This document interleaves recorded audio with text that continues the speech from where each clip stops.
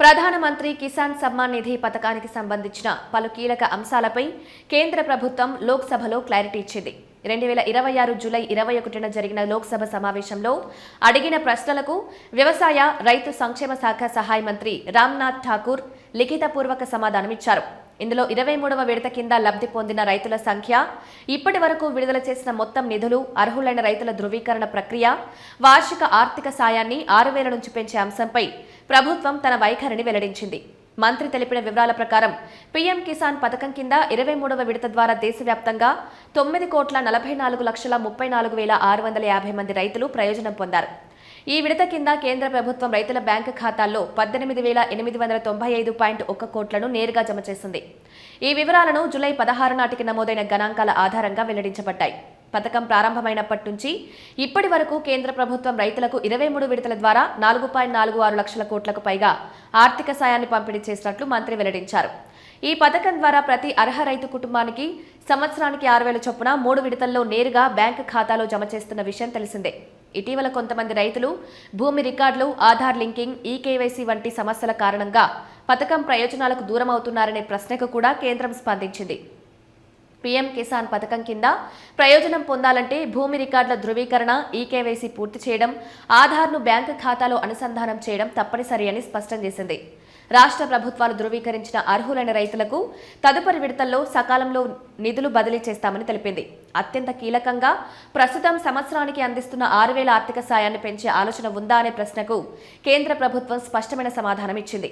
ప్రస్తుతం పీఎం కిసాన్ కింద అందిస్తున్న వార్షిక సాయాన్ని 6,000 నుంచి పెంచే ఎలాంటి ప్రతిపాదన ప్రభుత్వ పరిశీలనలో లేదని మంత్రి వెల్లడించారు. దీంతో ఈ అంశంపై నెలకొన్న ఊహాగానాలకు కేంద్రం తెరదించింది. 23వ విడతలో ఆంధ్రప్రదేశ్లో 38,89,936 మంది రైతులు పీఎం కిసాన్ సాయం పొందారు. వీరి ఖాతాల్లో మొత్తం 777.99 కోట్లు జమయ్యాయి. తెలంగాణలో 30,10,267 మంది రైతుల విడతల్లో లబ్ధి పొందగా వారి ఖాతాలో 602.11 కోట్లు జమ చేసినట్లు కేంద్ర ప్రభుత్వం వెల్లడించింది. రాష్ట్రాల వారి గణాంకాలను పరిశీలిస్తే ఉత్తరప్రదేశ్ దేశంలోనే అత్యధిక లబ్ధిదారులున్న రాష్ట్రంగా నిలిచింది.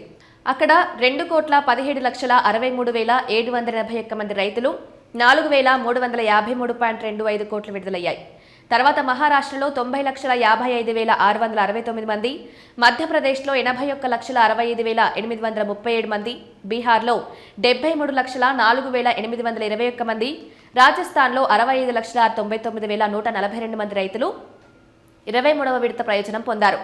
23వ విడత కింద విడుదలైన నిధుల వివరాలను పరిశీలిస్తే ఉత్తరప్రదేశ్ తొలి స్థానంలో నిలిచింది. అక్కడ 2,17,63,781 మంది రైతులకు 4,353.25 కోట్లు విడుదల చేశారు.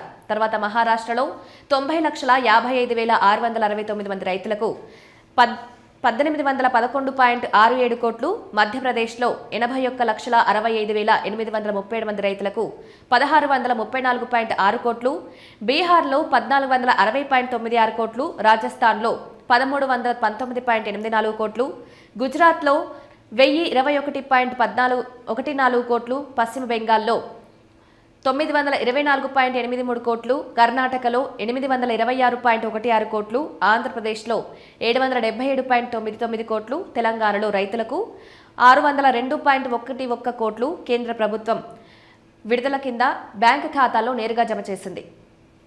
కేంద్ర ప్రభుత్వం వెల్లడించిన తాజా వివరాలతో పీఎం కిసాన్ పథకం దేశంలోని కోట్లాది మంది రైతులకు ఇప్పటికీ కీలక ఆర్థిక సహాయ పథకంగా కొనసాగుతోందని స్పష్టమవుతోంది.